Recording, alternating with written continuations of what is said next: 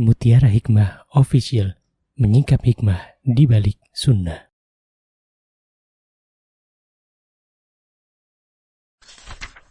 Salurkan donasi terbaik Anda untuk mendukung dakwah Mutiara Hikmah Official.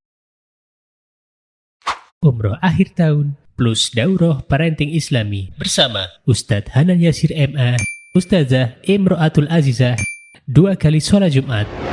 Kelas Daurah Parenting setiap hari. Konsultasikan dan daftarkan diri Anda sekarang juga. Mari kita ikut serta dalam pembebasan tanah wakaf untuk pembangunan Masjid Mutiara Hikmah. Bagi Anda yang ingin menyalurkan donasi, bisa melalui rekening Bank BSI di nomor rekening 2200220245 atas nama Masjid Mutiara Hikmah.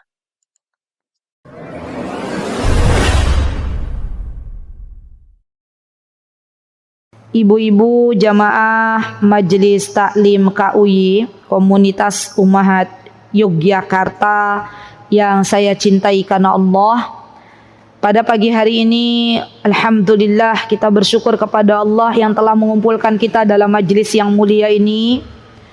Kita membahas tentang sebuah kitab yang agung, sebuah kitab yang mulia, dan kitab ini tuh teman-teman tidak banyak yang membahas. Padahal kitab Sahih Adabul Mufrad adalah kitab yang sangat bagus. Kenapa banyak majelis taklim yang belum siap membahas kitab Sahih Adabul Mufrad? Karena pembahasannya cukup panjang. Hanya orang-orang yang Allah berikan taufik yang mau mempelajari kitab ini. Dan ada banyak ya hamba-hamba Allah yang di awal bersemangat mempelajari kitab Sahih Adabul Mufrad, Sahih Muslim, tapi tidak sampai tuntas. Maka bersyukurlah kepada Allah manakala Allah mengizinkan teman-teman semuanya untuk bisa mengikuti kajian Sahih Adabul Mufrad dan kitab-kitab besar lainnya sampai hari ini. Tidaklah itu semuanya kecuali karena pertolongan dari Allah Subhanahu wa Ta'ala. Dan semoga bagi teman-teman yang baru bergabung, semoga Allah berikan keistiqomahan. Semoga Allah berikan keistiqomahan untuk terus belajar kitab yang bagus ini.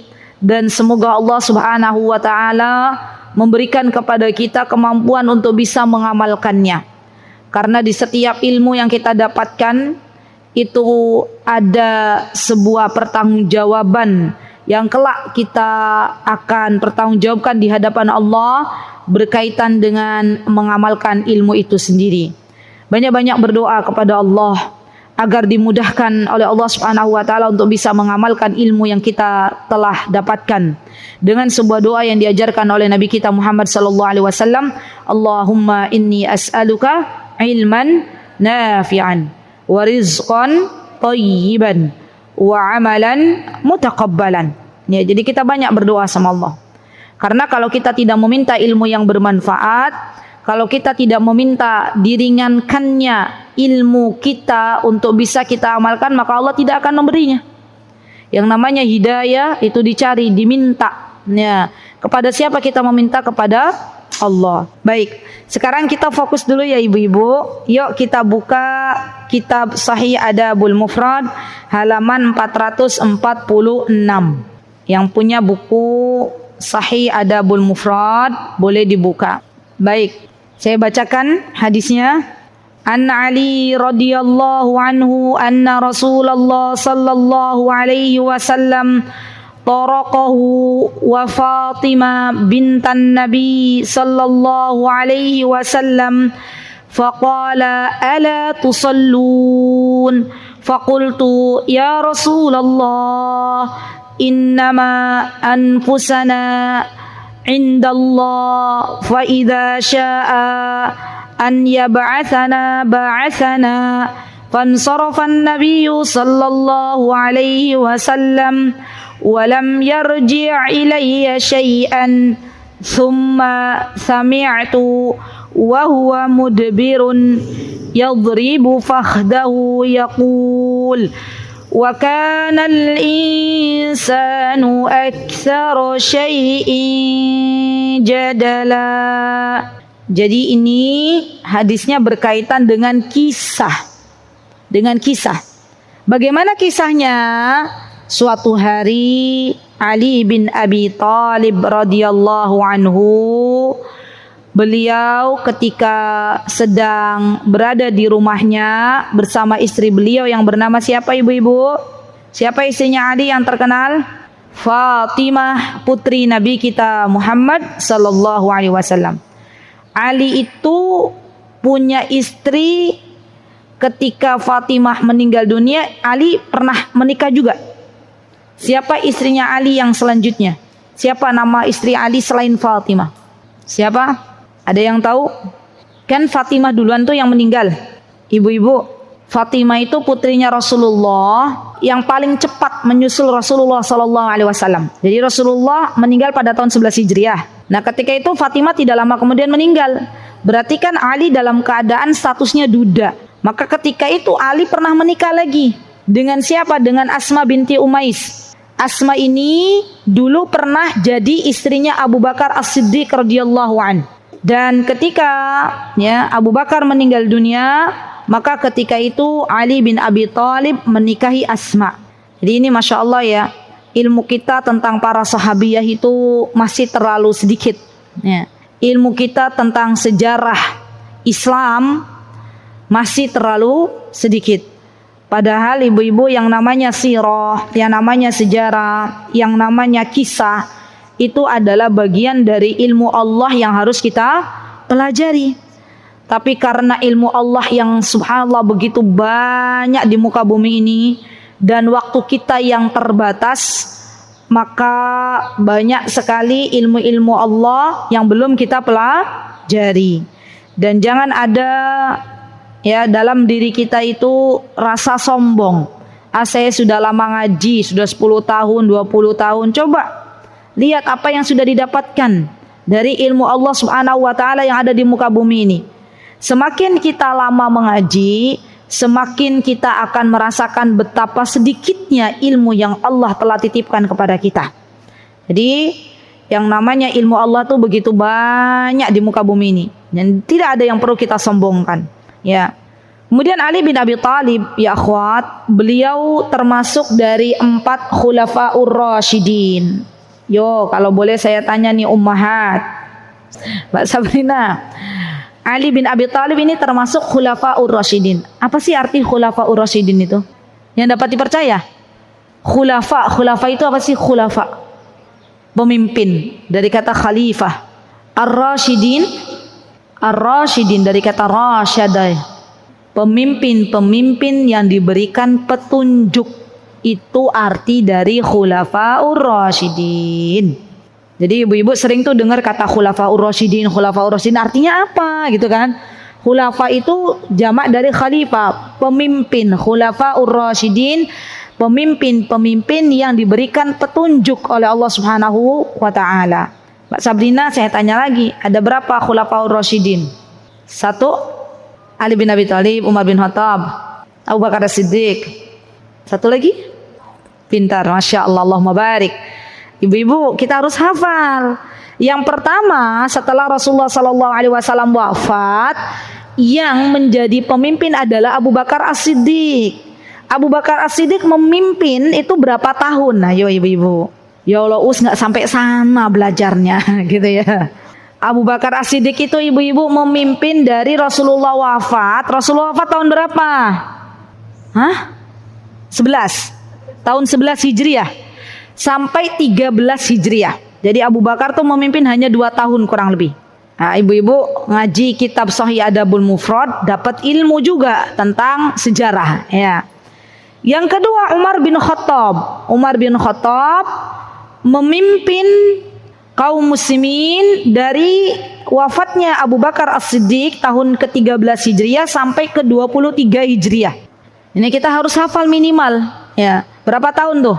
13 sampai 23. 10. Oke.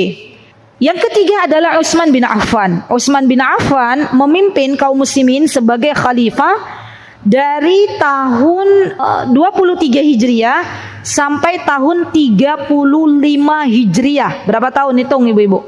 12 tahun. Jadi Utsman bin Affan memimpin kaum muslimin dari tahun 23 Hijriah sampai 35 Hijriah, 12 tahun.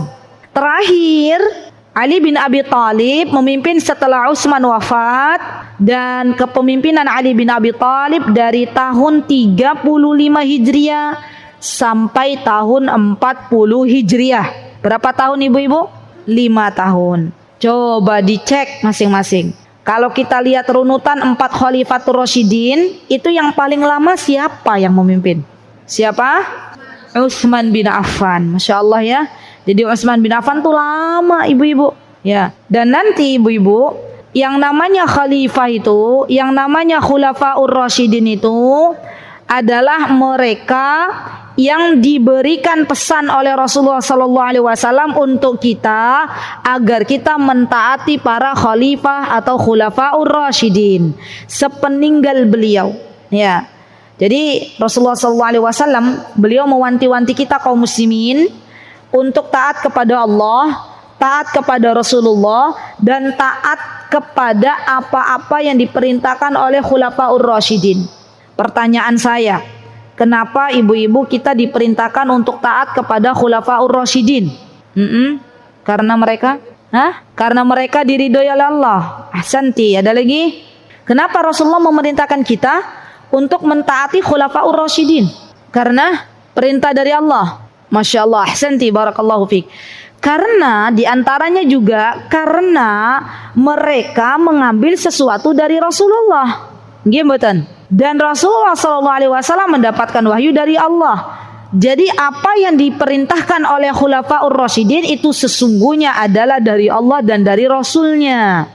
Dan mereka termasuk orang-orang yang dipilih oleh Allah Subhanahu wa Ta'ala dan diberikan petunjuk oleh Allah Subhanahu wa Ta'ala. Jadi apa yang diperintahkan oleh Khulafaur Rasyidin, yaitu perintahnya tidak beda jauh atau sama dengan apa yang diperintahkan oleh Allah dan Rasulnya. Makanya kita harus taat kepada mereka. Ya, ibu-ibu tahu di antara kelompok yang mengaku dirinya sebagai kelompok Islam, itu ada yang membelot kepada Khulafaur Rasyidin. Siapakah mereka? Orang-orang Syiah. Bahkan orang-orang Syiah ini lebih kejam lagi. Apa yang mereka katakan? Kata mereka Jibril itu salah alamat ketika memberikan wahyu kepada Rasulullah, harusnya memberikan wahyu kepada Ali bin Abi Thalib, kata mereka. Ya, maka ibu-ibu hati-hati, terutama anak-anak muda. Zaman sekarang itu sudah banyak orang-orang Syiah yang mengajak anak-anak muda untuk ikut ke dalam barisannya di Indonesia. Mereka kalau pas lagi ceramah ya mbak-mbak, itu ceramahnya itu membuat yang mendengarkan itu terpesona. Ya.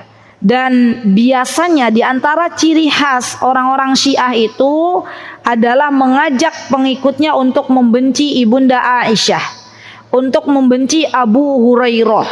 Nih, ibu-ibu, kalau boleh saya tanya, kenapa orang-orang Syiah itu di antara ajarannya membenci Ibunda Aisyah dan Abu Hurairah?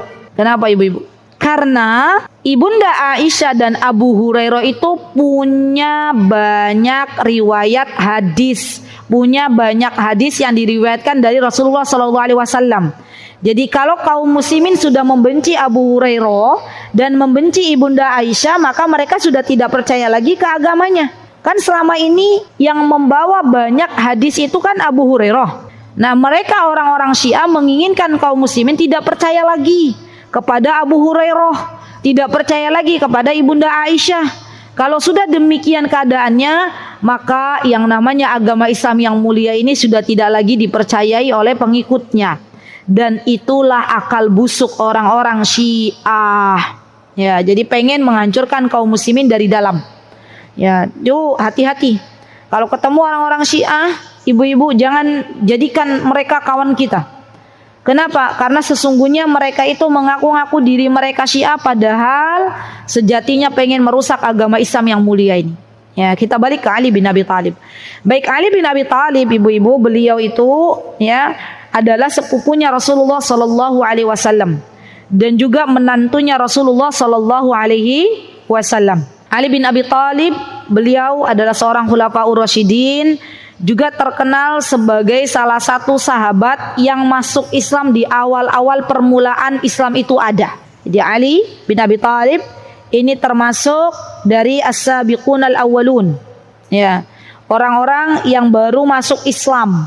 Ibu-ibu tahu di antara yang pertama-tama masuk Islam selain Ali bin Abi Thalib siapa saja?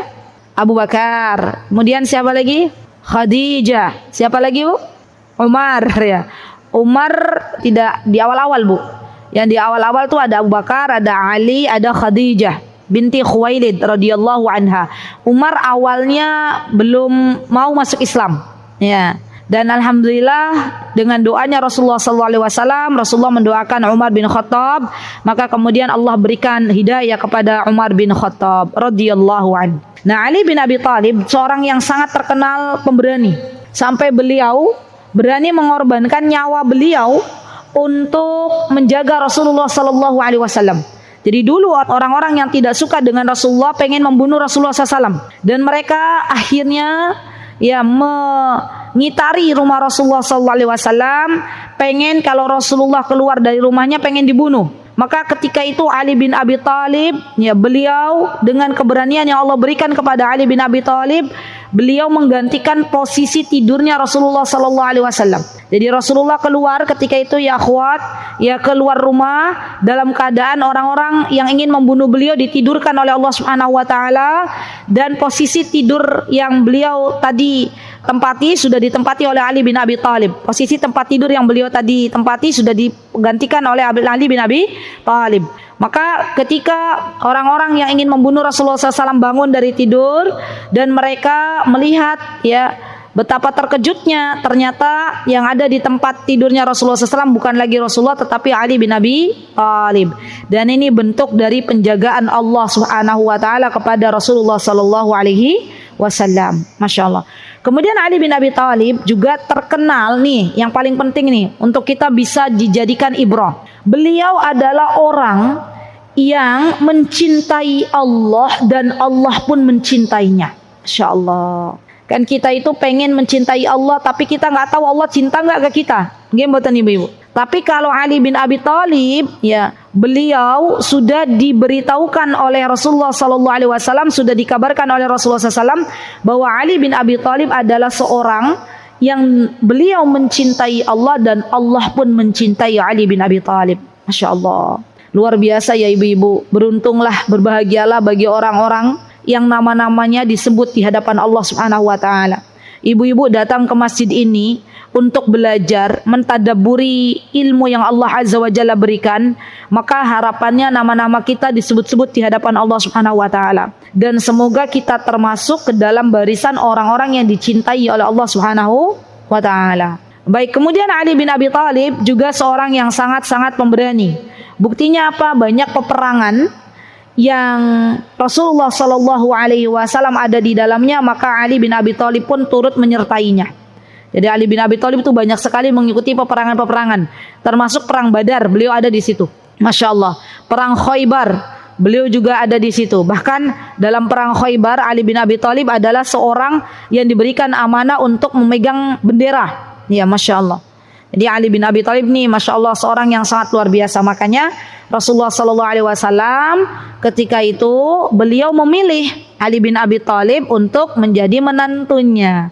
Jadi Rasulullah tuh kalau mau milih menantu tuh yo pilih-pilih, ibu-ibu. Ya betul. Boleh nggak kita pilih-pilih memilih menantu? Boleh. Kenapa kok kita boleh pilih-pilih memilih menantu? Kenapa ibu-ibu? Apalagi kalau punya anak perempuan, ya kan? Karena nanti menantu kita adalah pemimpin bagi anak perempuan kita. Coba Rasulullah, menantunya bagus-bagus nggak? Ya, siapa menantunya Rasulullah diantaranya? Selain Ali bin Abi Thalib, ibu-ibu, Utsman bin Affan. Masya Allah kan? Utsman bin Affan seorang khalifah Ar-Rasyidin. Yang kedua, yang ketiga siapa lagi? Siapa menantunya Rasulullah? Hah? Siapa mbak? Abul As. Abul As itu adalah suaminya Zainab. Ingat enggak? Abul As itu suaminya Zainab. Kalau Utsman suaminya Ruqayyah dan Ummi Kulsum. Kalau Ali suaminya Fatimah. Ayo ibu-ibu belajar lagi sirahnya ya. Jadi menantunya Rasulullah tuh keren-keren banget. Masya Allah. Ya. Kan Rasulullah tuh punya anak berapa ibu-ibu dari Khadijah? 6. 4 perempuan, 2 laki-laki. Ada Qasim, ada satu lagi siapa? Qasim, Abdullah. Ya, Qasim, Abdullah, Fatimah, Ruqayyah, Ummi Kulsum dan Zainab. Ditambah Ibrahim dari Maria Al-Qibtiyah. Ya, Masya Allah. Dan Ali bin Abi Thalib, ibu-ibu juga kalau kita lihat nasabnya, maka beliau nasabnya berdekatan dengan nasabnya Rasulullah sallallahu alaihi wasallam. Dan kita tahu bahwa orang-orang Arab itu senang sekali menikahkan anak-anak mereka dengan kerabatnya. Termasuk Abul As yang menikahi Zainab ini juga masih kerabat dekat. Siapa Abul As ibu-ibu? Ayo, ini kayak lagi ujian ya. Abul As itu siapa? Abul As itu anaknya Halah. Halah itu siapa? Kakak atau adiknya Khadijah. Jadi Zainab sama Abul As itu sepupu. Ya, masih sepupuan. Masya Allah. Deket-deketan ya. Jadi ya begitulah orang Arab. Kalau menikahkan anak, kalau nggak dengan sepupu, dengan anak paman, ya sama mawon, ya sami mawon ya. Kenapa? Karena mereka tidak mau ya apa yang ada di dalam keluarga mereka itu jadi rusak. Ya, jadi kalau mereka lebih memilih yang terdekat itu ada alasan yang lebih kuat. Ya, baik. Kemudian di sini ya akhwat disebutkan bahwa Ali bin Abi Thalib beliau ketika sedang berada di rumah beliau bersama istri tercinta beliau yaitu Fatimah, maka ketika itu Rasulullah datang di malam hari. Ya, Rasulullah datang di malam hari dan Rasulullah sallallahu alaihi wasallam membangunkan mereka. Mereka lagi kondisinya lagi tidur dibangunkan oleh Rasulullah SAW. Ala tusallun? Ayo salat malam gitu ya. Dan ketika itu Ali bin Abi Thalib, ya yang namanya manusia itu kan imannya kadang naik kadang turun ya ibu-ibu ya. Tidak ada yang sempurna. Walaupun kita tadi sudah mendengar bersama Ali bin Abi Thalib punya banyak kelebihan, tapi di suatu hari ya Ali bin Abi Thalib pun ketika beliau diajak oleh Rasulullah SAW untuk salat malam, maka Ali mengatakan, bukankah ya kalau Allah berkehendak kepada kita untuk bangun malam maka Allah bangunkan. Jadi Ali bin Abi Thalib dalam hal ini ya menjawab apa yang diperintahkan oleh Rasulullah sallallahu alaihi wasallam. Ya, bukan mentaati Rasulullah tapi beliau bahasa lebih kerasnya lagi membantah gitu loh. Membantah Rasulullah SAW. Dan ini menunjukkan bahwa yang namanya iman seseorang itu kadang naik, kadang turun. Sekelas Ali bin Abi Thalib yang tadi kita dengar bersama banyak kelebihan, ya beliau pun begitu. Apakah ada hikmahnya ketika Rasulullah SAW yang menjelaskan hal ini? Ada hikmahnya. Kita bisa belajar bahwa tidak ada manusia yang sempurna. Ya, tidak ada manusia yang imannya terus naik. Akidah Ahlus Sunnah wal Jamaah mengimani bahwa yang namanya iman itu yazid wa yanqus, kadang naik, kadang turun. Kita para wanita kapan ya kita merasa iman kita itu lagi down, lagi turun ibu-ibu? Kapan kita itu futur? Futur tuh bahasa gini loh ibu-ibu. Saya ingin menjelaskan sedikit kaidah futur. Futur itu yang dimaksud futur tuh bukan kita kemudian meninggalkan ketaatan 100%, tidak. Futur itu adalah yang biasanya kita misalnya ngaji Al-Quran setiap hari 1 juz, kemudian ibu lagi futur, ibu hanya ngajinya 1 halaman, itu futur. Bukan yang dinamakan futur, ibu biasanya ngaji Al-Quran setiap hari, kemudian ibu tidak baca sama sekali, itu bukan futur namanya. Ya, itu lebih bawah lagi dari futur. Futur itu adalah ketika kita biasanya bangun malam, misalnya sholat misalnya 6 rakaat, tiba-tiba lagi futur, sholatnya 2 rakaat, nah itu futur namanya.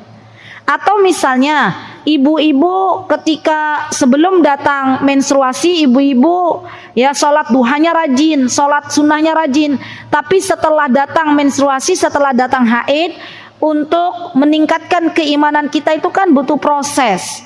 Yang biasanya sholat duha 12 rakaat, 2 rakaat. Kan kita kapan kita futur, Bu? Kita kaum wanita itu kapan futur? Setelah kita haid biasanya. Nggih mboten? Tapi apakah kemudian ketika kita haid kita meninggalkan semua amal soleh? Tidak. Ya, kita masih bisa baca zikir pagi petang, kita masih bisa berzikir, kita masih bisa bersedekah, kita masih bisa nengok orang sakit, ya. Dan itu semuanya bagian dari ibadah. Jadi ketika itu Ali bin Abi Thalib ketika diminta oleh Rasulullah SAW untuk bangun malam, ya Ali bin Abi Thalib mengatakan, kalaulah Allah berkehendak, ya pasti akan membangunkan kita.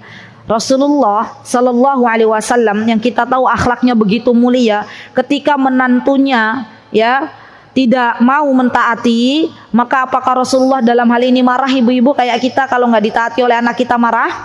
Ibu-ibu kalau bicara sama anak nih, Le, ayo sholat malam, ayo sholat malam. Anaknya bilang gimana? Sebentar Mi, masih ngantuk. Sebentar Mi, gitu ya, baru aja tidur sejam. Ibu-ibu, apakah seperti Rasulullah atau ngomel-ngomel? Ngomel-ngomel. Sholat aja koyo, gitulah ya. Rasulullah enggak, Rasulullah meninggalkan Ali. Masya Allah ya. Rasulullah meninggalkan Ali dan apa yang dilakukan Rasulullah? Rasulullah menepuk paha beliau. Nah ini praktek nih ibu-ibu. Boleh dilakukan ya. Jadi kalau lagi marah ibu-ibu, daripada kita ngomel-ngomel nggak jelas, tepuk aja paha 2 kali. Ya gitu ya. Ya mulai pada ngetuk-ngetuk ya. Ya. Jadi Rasulullah SAW beliau tidak membantah atau beliau pergi ya.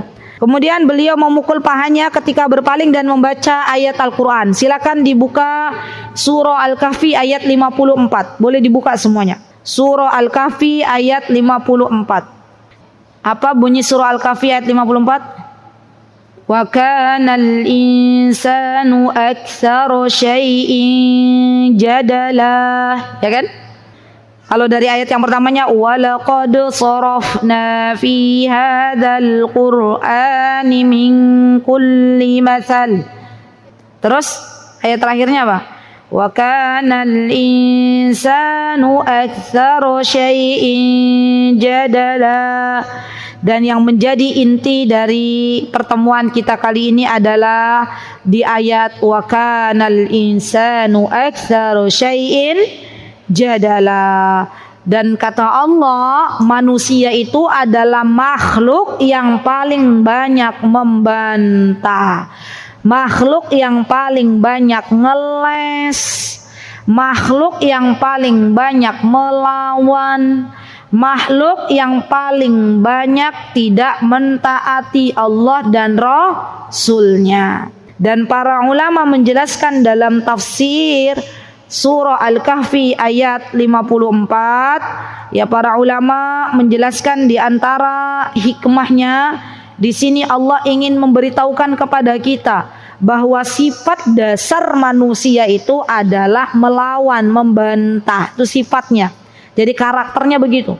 Kita kalau tahu sifat dasar manusia itu membantah, ya kan disebutkan oleh Allah Subhanahu wa taala aksar berarti mayoritas. Adakah di antara manusia yang taat? Ada. Ya, tapi sedikit. Karena kalau aksar dalam bahasa Arab itu mengikuti wazan af'al. Af'al aksar itu adalah yang paling banyak. Berarti paling banyak manusia berada dalam keadaan tidak taat. Nah, maka ketika Allah Subhanahu wa taala memberikan kelembutan hati kepada ibu-ibu semuanya untuk mentaati Allah dan Rasulnya, maka itu adalah rizki dari Allah Subhanahu wa taala. Kalau ada di antara ibu-ibu yang diberikan oleh Allah Subhanahu wa taala keringanan untuk mentaati suaminya, maka itu pun rizki dari Allah Subhanahu wa ta'ala. Karena pada dasarnya mayoritas kaum wanita, suaminya berkata A, dia berkata B. Nggih mboten ibu-ibu. Ya, kita kira bahwa apa yang diputuskan oleh suaminya itu tidak lebih baik daripada apa yang kita putuskan. Padahal yang namanya suami itu adalah pemimpin dalam sebuah keluarga. Kita tidak boleh mentaati suami ketika suami kita memerintahkan sesuatu yang bermaksiat. Tetapi ketika suami kita memerintahkan sesuatu yang itu tidak bertentangan dengan apa yang Allah dan Rasulnya katakan, maka wajib hukumnya bagi seorang istri untuk mentaati suami. Alasannya apa? Karena dalam ketaatan kita kepada suami itu ada banyak kebaikan di dalamnya. Coba ibu-ibu dipikir-pikir deh. Pernah nggak ibu-ibu ya mengalami sebuah peristiwa, ya. Ibu-ibu taat ke suami. Tadinya mau ngeyel nih, tapi tiba-tiba ibu taat. Allah berikan kemampuan taufik untuk taat. Kemudian terjadilah sesuatu yang tidak diinginkan. Ya, terjadi musibah yang mana kita tuh kalau dipikir, lek tadi saya nggak taat suamiku, mesti begini, gitu loh. Pernah nggak ibu-ibu begitu dalam hidup? Alhamdulillah aku taat sama suamiku ya Allah. Pernah? Tuh banyak yang senyum-senyum. Ya berarti pernah gitu ya. Makanya ibu-ibu subhanallah, Allah tuh jadikan suami kita itu pemimpin. Jadi ketika mereka itu memutuskan sesuatu, itu petunjuk dari Allah. Ya, banyak kaum wanita yang merasa dirinya super power. Saya bisa nih, tanpa suamiku juga bisa. Subhanallah. Bagaimana suami kita merasa dihargai oleh para istri? Kalau istrinya saja ketika suaminya memerintahkan sesuatu, banyak ngelesnya, banyak tidak mentaatinya. Padahal apa yang disebutkan oleh Rasulullah SAW, suami kita itu surga kita dan neraka kita, ibu-ibu. Ya, ridhonya suami kita, ridhonya Allah. Murkanya suami kita, murkanya Allah. Yuk kita kembali ke jalan yang lurus. Kita mulai mentaati suami kita karena Allah. Kita mulai mentaati Allah Subhanahu wa Ta'ala dan Rasulnya. Karena taat itu adalah sesuatu yang seharusnya kita prioritaskan. Ya. Coba ibu-ibu buka surah Al-Imran. Silakan dibuka surah Al-Imran ayat 32. Apa kata Allah Subhanahu wa Ta'ala?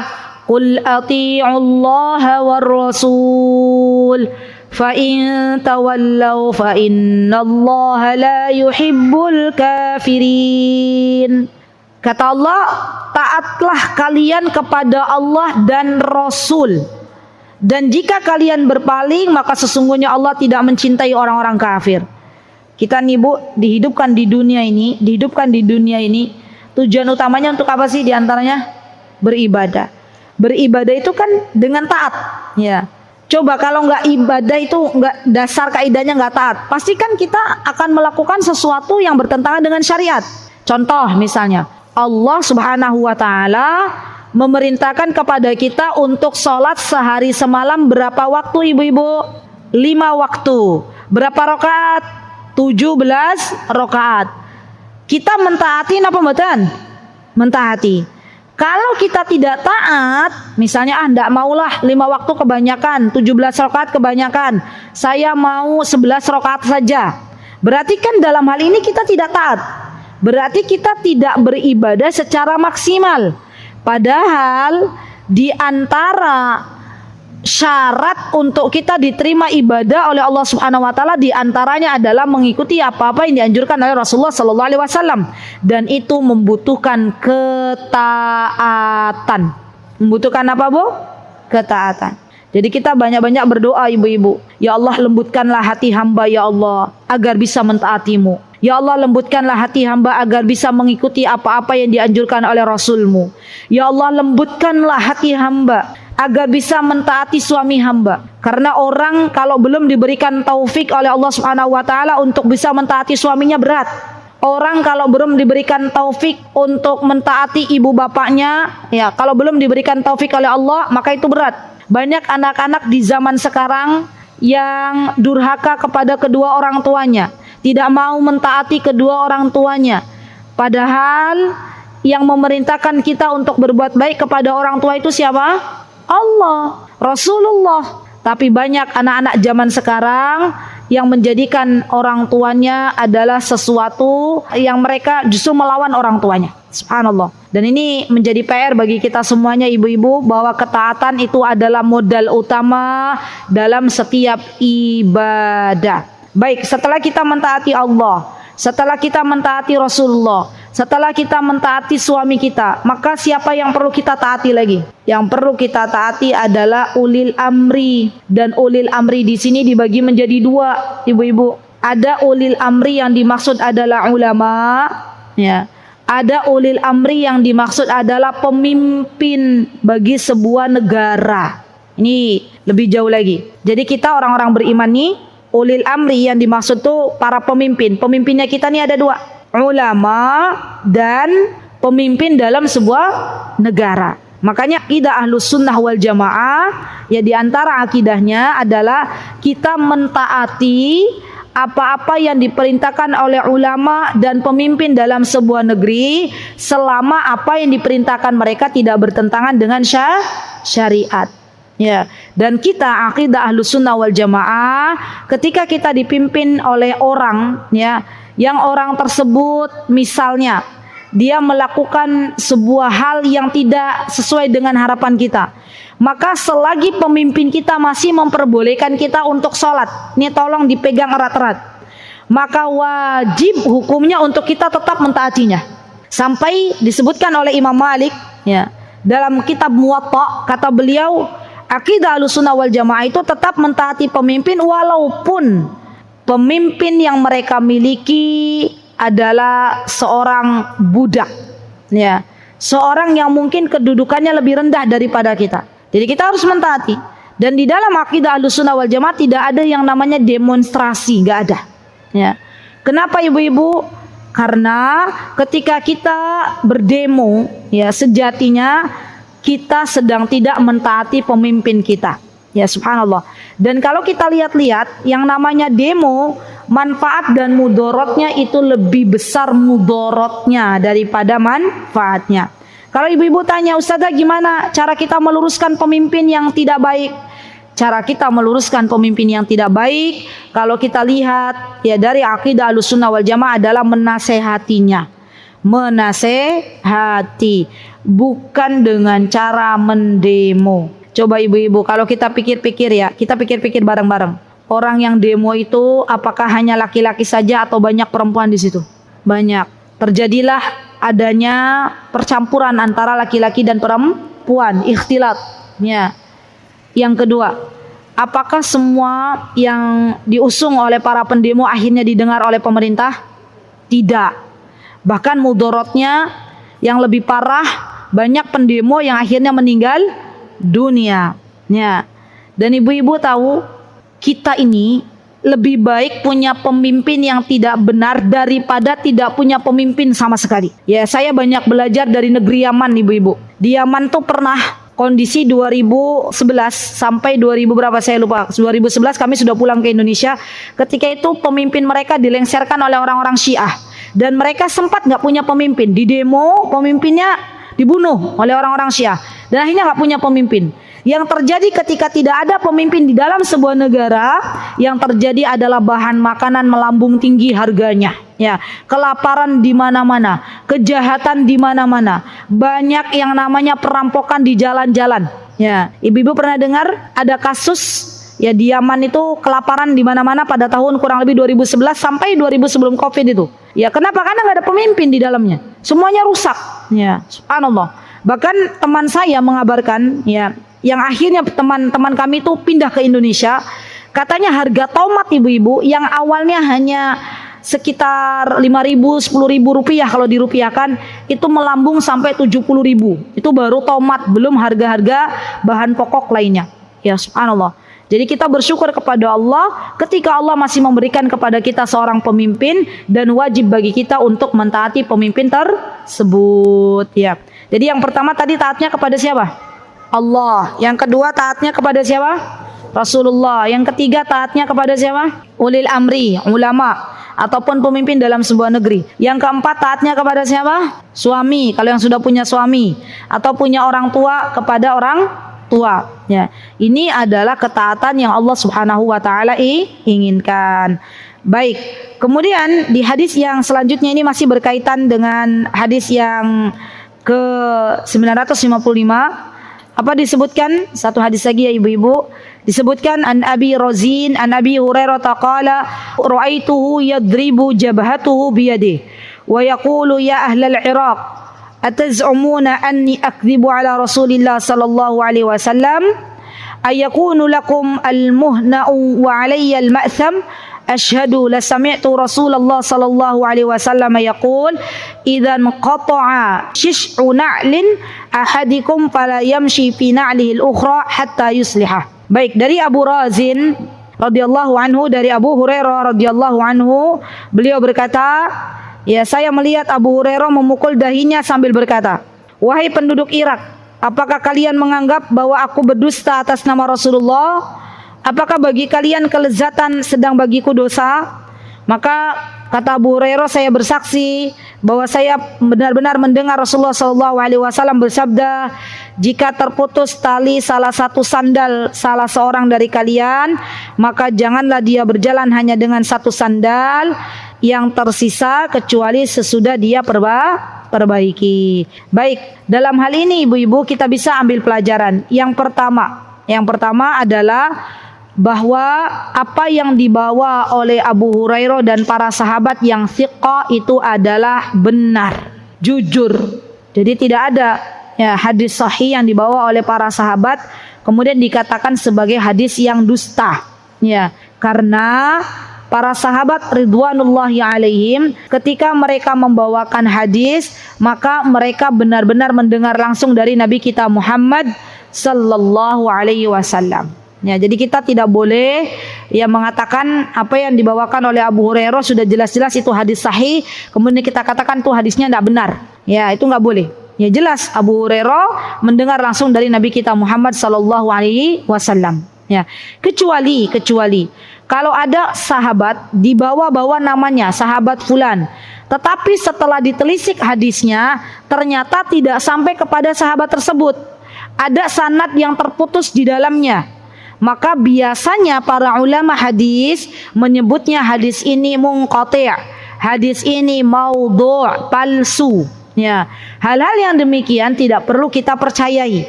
Kenapa? Karena di dalamnya ada rijalul hadis atau orang-orang yang membawakan hadis yang keadaannya tidak thiqah. Ibu-ibu pernah belajar ilmu hadis napa dereng nggih? Belum? Berdoa kepada Allah. Semoga suatu hari Allah Subhanahu wa taala memberikan kesempatan untuk ibu-ibu belajar ilmu hadis. Belajar ilmu hadis itu lezat, ibu-ibu.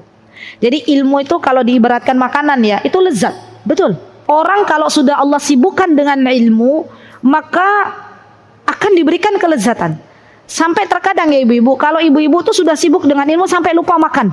Bukan lupa makan, maksudnya perut tuh makanan sudah tidak jadi lagi prioritas dalam kehidupan. Dan itu walillahilham, masyaallah, Allahumma barik. Kami pernah merasakan itu, Jadi ketika Allah Subhanahu wa taala memberikan kesibukan dari pagi sampai siang untuk ngajar orang-orang Yaman, belajar bareng dengan guru-guru kami. Kemudian siang hari pulang ke rumah makan, kemudian istirahat sebentar, habis asar kita belajar kembali sampai ba'dal isya. Sudah makanan yang ada itu enggak lagi ada rasa ini enak enggak ya, lezat enggak ya, makanan yang lagi viral enggak ya, apalagi sampai berburu kuliner kemana, enggak ada waktu ibu.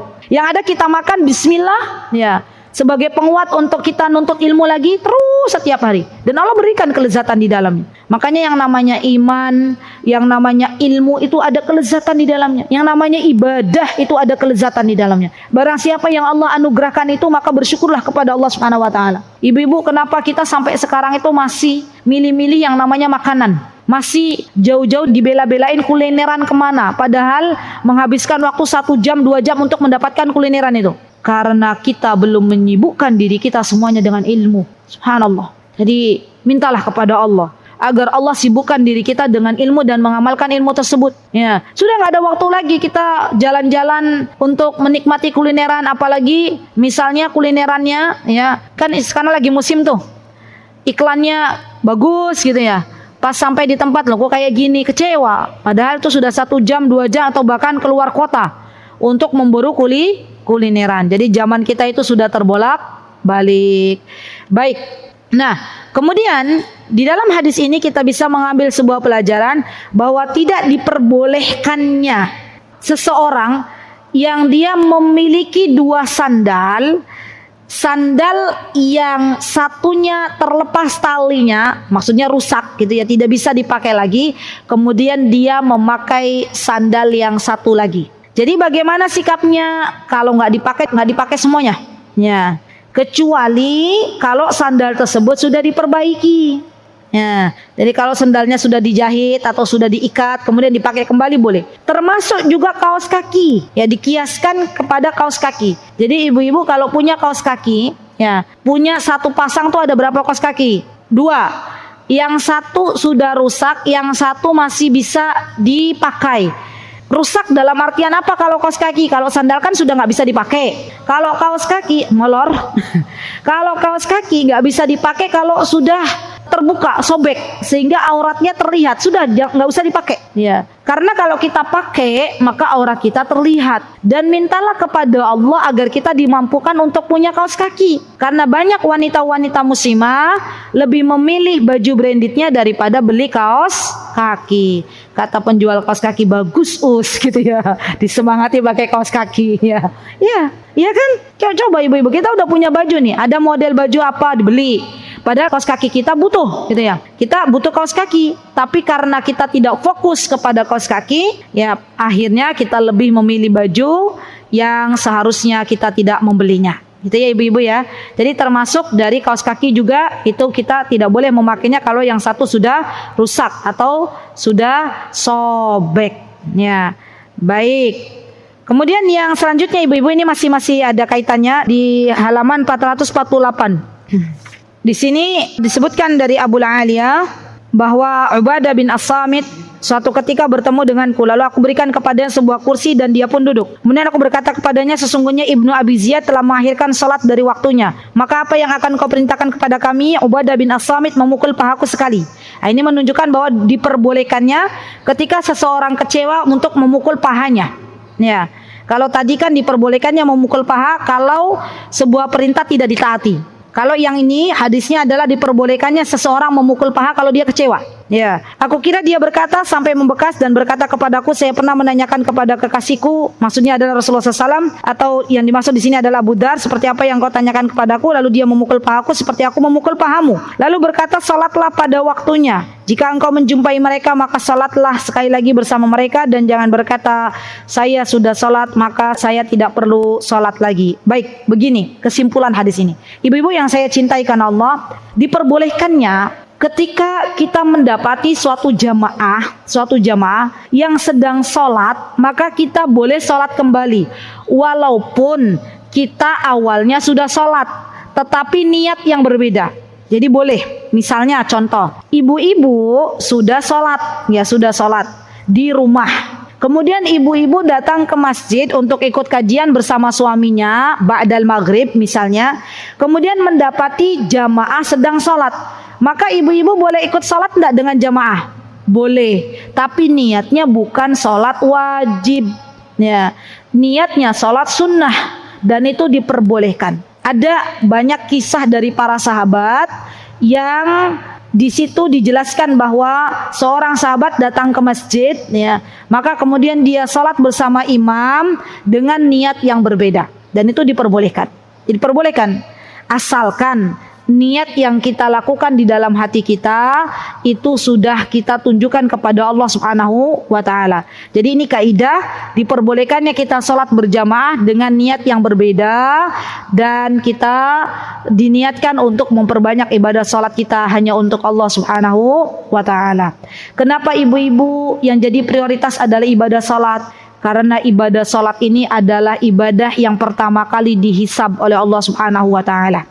Dan ibadah salat ini adalah ibadah yang kewajibannya tidak akan pernah gugur walaupun seseorang berada di dalam keadaan yang susah payah, kecuali memang ada udzur syar'i.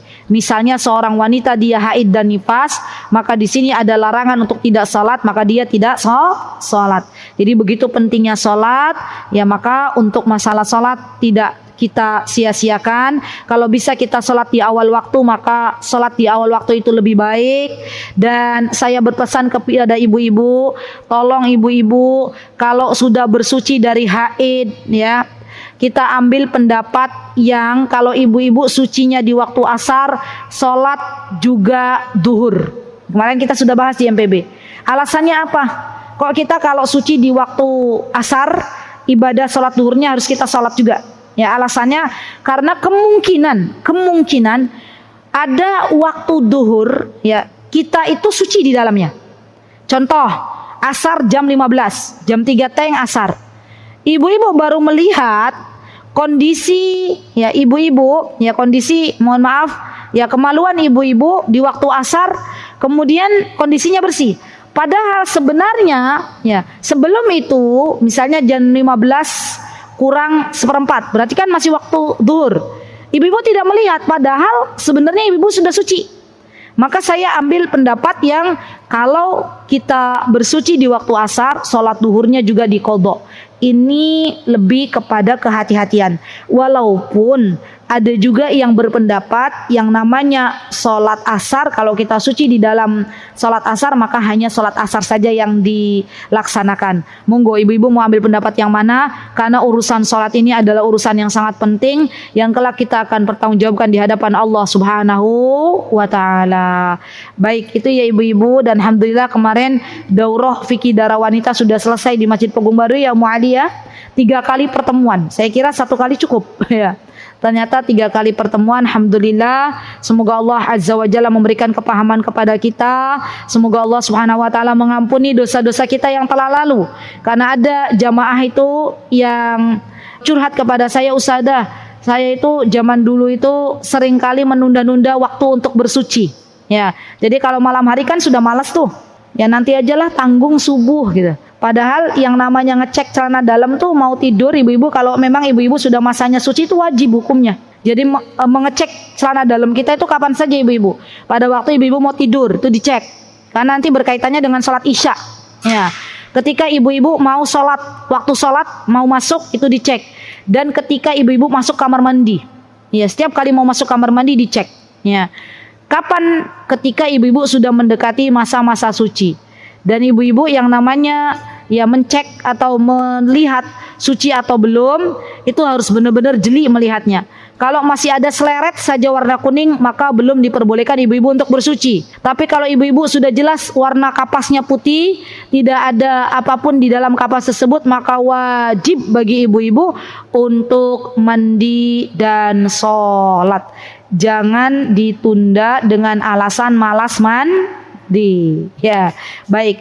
Insyaallah itu yang bisa saya sampaikan ibu-ibu dalam kajian kali ini. Semoga bisa diambil manfaatnya. Barakallahu fiikunna jami'an. Aqulu qouli hadza wa astaghfirullah li wa lakum wa akhiru da'wana alhamdulillahi rabbil alamin. Assalamualaikum warahmatullahi wabarakatuh. Mutiara Hikmah Official, menyingkap hikmah di balik sunnah.